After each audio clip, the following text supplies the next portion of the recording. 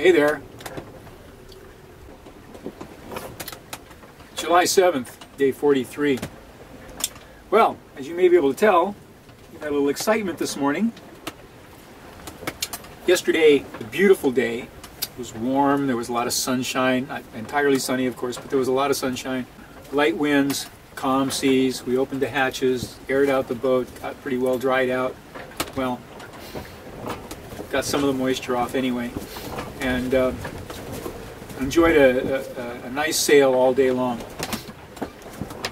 until late afternoon. Late afternoon, kind of suddenly the wind picked up and backed into the south, and the barometer just dropped, just sank a lot.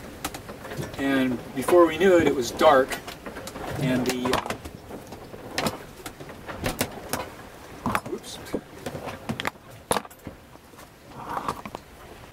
late in the afternoon, the wind backed into the south more, increasing rapidly in strength. The waves got up and the barometer sank all at once between 5:30 and 7 o'clock. On the way out the companionway, put on my foul weather gear, had my goat roper hat on. A sudden wave picked us up and threw us, and I went head first into the cabin trunk above the stove and opened up this gash on my head. Didn't notice it though. Rang my bell pretty good, but this log is going to be all chopped up because it's going to require a lot of editing.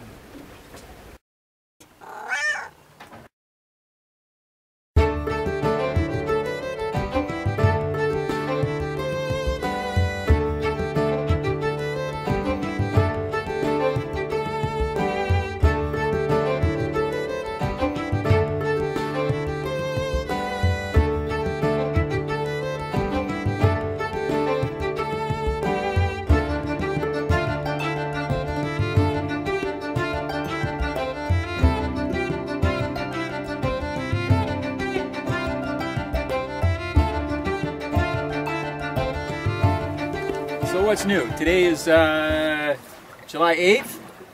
That makes it day 44.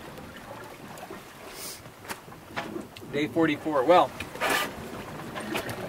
yesterday, of course, we had some excitement. I slammed my head into the inside of the cabin trunk and opened a gash on my forehead.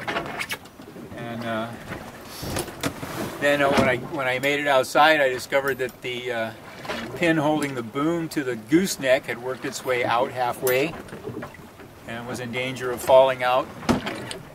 That could have been a real problem for us, but you know, me being an old Harley rider, I know the key to this sort of thing. I grabbed a big hammer out of my tool bag and went up there and fixed it to beat it back into submission. So that's all fine now. It was a rubber mallet. It was a rubber mallet, yeah, okay. I wouldn't have used a rubber mallet on a Harley. But, you know, the Vega is a little more genteel, so I used a rubber mallet. Note to self, bring extra pins and safety wire next time. The pin was a self-locking pin, by the way. So it shouldn't have come loose, but it did. So we're going to have to investigate that. We are now approximately 500 miles from Cape Flattery. Very good. Yesterday the conditions got very boisterous throughout the day, and at the end of the day we reefed her down and set the tiller to steer as close to our course as we could get, which was put us on a due north course, which is good because we're a little south of our actual course right at the moment. We need to make up a little northing. And so we had a good day, made good progress, and Laura made us a mystery meal in the dark last night. It was pretty good. Had the required ingredients: curry powder, corn chowder, and yams, I think. Oh, what else do we have? Pine nuts. Noble experiment. Tasted pretty good. We're going to probably have some more for lunch today because there's leftovers. We're in high spirits, or at least I am, because... and we had chocolate chip cookies last night. We had what last night? Chocolate chip cookies. Oh yeah, chocolate chip cookies. Well, they're kind of chocolate chip cookies. They're more like chocolate chip griddle cakes, but they were excellent. So excellent, in fact, we had 2 batches of them, if I remember right. But these are the things that make a trip like this, you know, bearable. You know, food, good food, and plenty of it. Anyway, we're counting down the miles, getting closer to our destination. Good Lord willing, no more gear will break on us, and we won't have any more bad weather. We've been having uncomfortable weather far too often on this trip. So I'm hoping that it will stay mild for the rest of the way in, and I hope that we'll be blessed with some clear weather when we reach Cape Flattery, because I prefer to be able to see where I'm going, even though we have a moving map GPS and good charts, and even though there's traffic control, radio traffic control for the area. I would be much more comfortable if I can see what's going on. So they get a lot of fog there, but I'm hoping that there won't be fog when we arrive.